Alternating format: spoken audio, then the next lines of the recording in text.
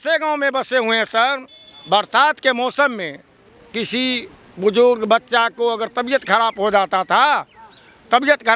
था तो भगवान के नाम लेकर ही भगवान से प्रार्थना करते थे, भगवान इसकी ज़िंदगी किसी विधि से दीजिए। हम लोग को नेपाल होकर 9 किलोमीटर, बिहार में रह के नेपाल जाना पड़ता था, 9 किलोमीटर राउंड करके और मलंगवा घाटे हम लोग उतरते थे और तब आते थे यहाँ।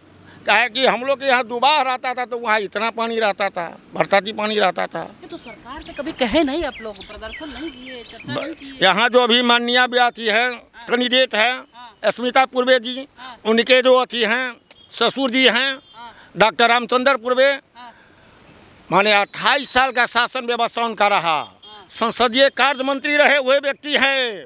उनके गांव में अभी चलने के लिए रोड नहीं है।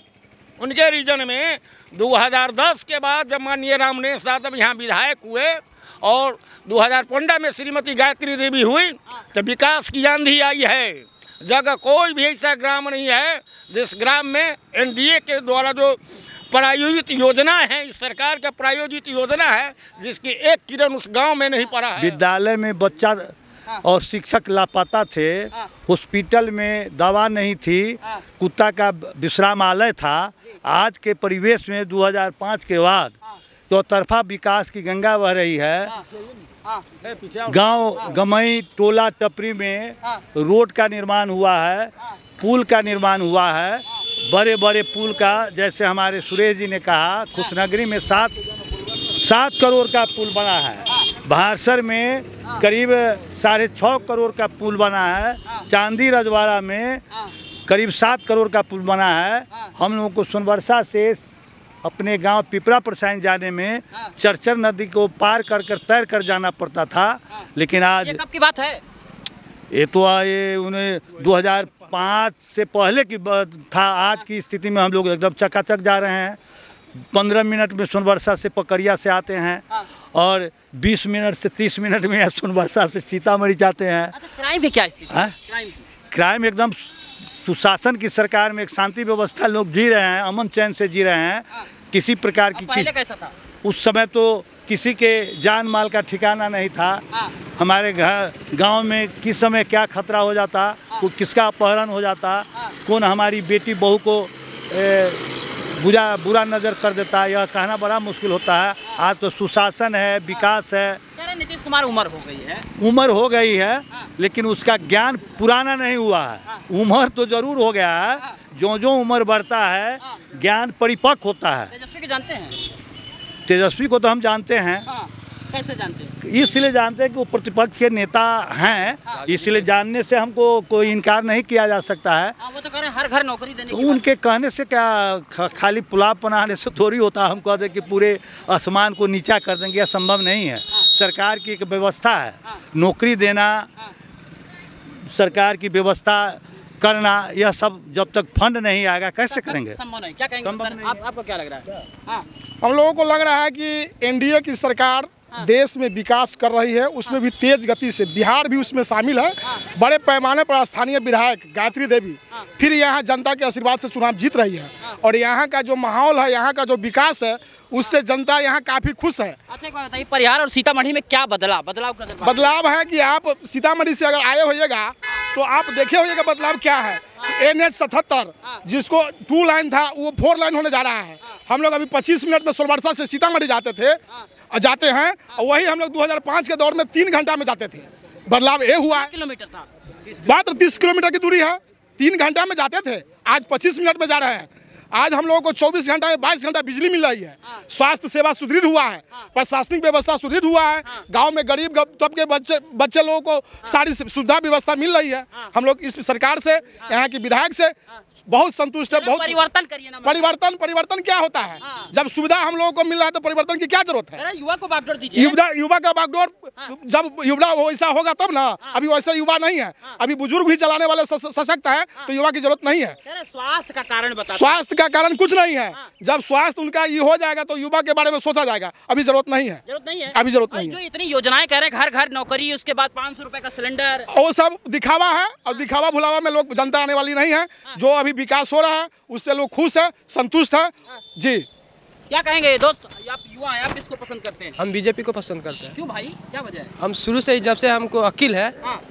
मेरे घर में भी सब बीजेपी को सपोर्ट करते हैं। क्यों, कोई कारण नहीं है कि मतलब ये चीज़ है इसकी वजह से? अच्छा लगता है, बीजेपी पार्टी अच्छा लगता है हमें। शुरू से हम बीजेपी को मानते हैं और बीजेपी को सपोर्ट और करते जो हैं। तेजस्वी जी को फैन है उनको जो कहते हैं, उनको जो पसंद करते हैं, वो सबके अलग अलग पसंद होता है ना। वो तो कह रहे हैं भाई जो रोजी रोजगार देगा उसी से बात होगा। नहीं तो रोजी रोजगार तो भी दे रहा है ना मोदी जी, नीतीश कुमार। सर आप बहुत आराम से सुन रहे हैं, क्या कहेंगे आप, आपको क्या लग रहा है? हम लोग तो विकास के मुद्दा पर सर वोट देख कर रहे हैं बीजेपी को। हाँ, हाँ, विकास के मुद्दा पे। विकास के मुद्दा पर कर रहे हैं। हाँ, हम लोग जिस जगह पर हैं, बिहार ऐसी जगह पर हैं, यहाँ 15 साल माननीय लालू प्रसाद जी का शासन व्यवस्था रहा और जो स्थिति था जंगल राज था। यहाँ के लोग आम आवाम जो घर से निकलते थे, उनके परिवार के लोग जो है सूरदास होने के बाद भगवान से प्रार्थना करते थे। गरीबों के मसीहा कहे जाते हैं वो। कौन कहता है गरीबों का मसीहा? कौन कह रहा है गरीबों का मसीहा? गरीबों का मसीहा रहते तो उनके टाइम में विकास हुआ रहता, बच्चों को शिक्षा मिलता, उनके टाइम में बहाली हुई रहती, स्वास्थ्य ठीक रहता, माने पुलिया बना रहता। हम लोग ऐसे गांव में बसे हुए हैं सर, बरसात के मौसम में किसी बुजुर्ग बच्चा को अगर तबीयत खराब हो जाता था तो भगवान के नाम लेकर ही भगवान से प्रार्थना करते थे, भगवान इसकी ज़िंदगी किसी विधि से दीजिए। हम लोग को नेपाल होकर 9 किलोमीटर, बिहार में रह के नेपाल जाना पड़ता था। 9 किलोमीटर राउंड करके और मलंगवा घाटे हम लोग उपड़ते थे और तब आते थे यहाँ। कहे कि हम लोग के यहाँ दुबार आता था तो वहाँ इतना पानी रहता था, बरसाती पानी रहता था। ये तो सरकार से कभी कहे नहीं आप लोग, प्रदर्शन नहीं किए, चर्चा नहीं की? यहाँ जो अभी माननीय व्यक्ति है, कैंडिडेट है स्मिता पूर्वे जी, उनके जो अथी हैं ससुर जी हैं डॉक्टर रामचंद्र पूर्वे, माने 28 साल का शासन व्यवस्था उनका रहा, संसदीय कार्य मंत्री रहे हुए व्यक्ति हैं। उनके गांव में अभी चलने के लिए रोड नहीं है। उनके रीजन में 2010 के बाद जब माननीय रामनेश यादव यहाँ विधायक हुए और 2015 में श्रीमती गायत्री देवी हुई तो विकास की आंधी आई है। जगह कोई भी ऐसा ग्राम नहीं है जिस ग्राम में एनडीए के द्वारा जो प्रायोजित योजना है, इस सरकार का प्रायोजित योजना है, जिसकी एक किरण उस गांव में नहीं पड़ा है। आपको नहीं लग रहा है कि युवा के पास मौका है, युवा तेज तर्रार है, कह रहा है कि नौकरी? क्या युवा के पास मौका है? आपको हम देख चुके हैं ना भैया, आपके पूर्वजों को भी देख चुके हैं। एक बार मांग रहे हैं महाराज, एक बार। अरे भैया हम सक्षम हैं अभी। आप कह रहे हैं हर घर नौकरी देंगे, कहाँ से दीजिएगा? अरे कहाँ से दीजिएगा? अरे कहाँ से दीजिएगा? कहाँ से दीजिएगा? कहाँ से दीजिएगा? पहली बैठक में ही तैयारी कर लेंगे। ये सब भूल भुलैया का एक खेला है सर। समझे ना, लोगों की लुभावना वाली बात है। हमारी सरकार की जो व्यवस्था है, हम लोगों ने 400 से 1100 किया। वो कह रहे 1500 देंगे। अरे देंगे, अरे आप अबे नहीं कीजिएगा से दीजिएगा। आपको लोग से साफ साफ निगलेक्ट कर दिया हुआ है और परिहार विधानसभा में कोई लड़ाई नहीं है सर, लड़ाई नहीं है, कोई लड़ाई नहीं है। वह 2 का उम्मीदवार है और दूसरा और तीसरा में वो लगा हुआ है। हम सेकंड करें, हम थर्ड करें, ये सोच रहा है कि हम सेकंड करेंगे तो अगली बार हमको अगर कोई पार्टी दे। भावी मुख्यमंत्री को लोग यहाँ पे रैली हो गई तब भी माहौल नहीं बदलेगा। कोई बदलाव नहीं होने वाला है सर, कोई बदलाव नहीं होने वाला है। यहाँ नरेंद्र मोदी और नीतीश कुमार के प्रति लोगों का जो विश्वास है। एक बात बताइए, लालू परिवार की एक महिला है, वो ये कह रही है कि इनके पास कोई नेता नहीं है, यूपी से किराए के नेता बुलाए जाते हैं बीजेपी के। किनको? योगी को। वो तो स्टार प्रचारक है, ऐवे करेंगे मुख्यमंत्री। या कौन कह दिया कि इनके पास नहीं है? कौन कह दिया है नहीं है? कोई यादव नेता है आपके पास? यादव नेता नहीं है। कौन है? हाँ। अरे नित्यानंद राय जी है हमारे पास। हाँ। राजीव नंद किशोर जी हैं हमारे पास। रामनेश यादव यहाँ के निवर्तमान विधायक हैं, पूर्व विधायक हैं।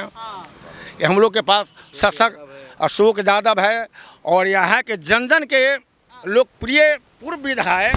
कोई भी ऐसा घर नहीं है, कोई भी गरीब बुजुर्ग का बुढ़वा का घर नहीं है। ये उतना बहुत बड़े ओहदा के लोग नहीं है। चटाई बिछा कर भी वहाँ गरीबों के बीच में बैठने का काम करते हैं। तो मतलब है नहीं, हम लोग के तेजस्वी यादव तो रामनेश यादव है ना। यहाँ के हर सुख और दुख में रहने, पहली पंक्ति में खड़ा होकर रहने का काम करते हैं। पहली पंक्ति में। क्या कहेंगे भैया, देख रहे हैं क्या माहौल बना रहे हैं? सही माहौल बता रहे हैं। हमारे यहाँ का जो कैंडिडेट है बहुत ही अच्छे काम करते हैं, हर घर पहुँचने का काम करते हैं। हमारे माननीय मुख्यमंत्री नीतीश कुमार जी है, वो हर घर सुविधा, नल जल की। मुख्यमंत्री बनाइए ना तेजस्वी को। नहीं, वो तो लुटेरे आदमी हैं, उनके पप्पे भी लुटेरे थे, ये भी लुटेरे हैं। जब भाई को नहीं पहचाने तो आजकल मुख्यमंत्री क्यों बनेंगे? वो उनको कौन वोट देंगे? अरे तेज प्रताप जी को घर से निकाल दिए हैं। परिवार का मामला है ना। और परिवार का मामला तो देश का भी मामला यही रहेगा, बिहार का भी मामला है। घर जो ठीक नहीं कर पाए तो अपना बिहार के अपना भविष्य क्या ठीक कर पाएंगे वो? हाँ, हमको ऐसा ही लगता है। भीड़ उनकी सभाओं में देखी जाती है। अरे सब पैसे पे बिकता है, पैसे पे खाने पीने के लोग को देते हैं और जाते हैं, रैली निकलवाते हैं, उनका यही प्रचार है।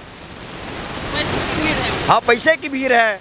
राबड़ी देवी कह रही हैं कि लहर है तेजस्वी। अरे राबड़ी देवी तो वो अपने समय में राबड़ी बेचते ही रह गए। अच्छा। अनपढ़ गवार क्या वो राबड़ी बेचते ही रह जाएंगे ना? लड़के को क्या शिक्षा देंगे वो? और दूसरे को शिक्षा की बात करते हैं वो। महिलाएं सुरक्षित होंगी, महिलाओं के बारे में बहुत ज़्यादा सोचेंगे। उनके शासनकाल से अभी की जो माहौल है, हर घर में परिवार, जो लड़कियां बाहर नहीं निकलती कि स्कूल कॉलेज नहीं जाती थी, अभी देखिए हर घर से 2-4 लड़की जाती है स्कूल, एकदम सुरक्षित सही समय पे जाती है और आती भी है। 8 बजे 9 बजे तक भी जाती है स्कूल से, कोई दिक्कत नहीं है अभी। जी बढ़िया है। कौन किसको आना चाहिए? बीजेपी को आना चाहिए जी। क्या नाम हुआ आपका? चलिए, लगातार जनता जनार्दन से रायशुमारी का दौर जारी रहेगा। यहाँ पे लेंगे विराम। बहुत बहुत धन्यवाद।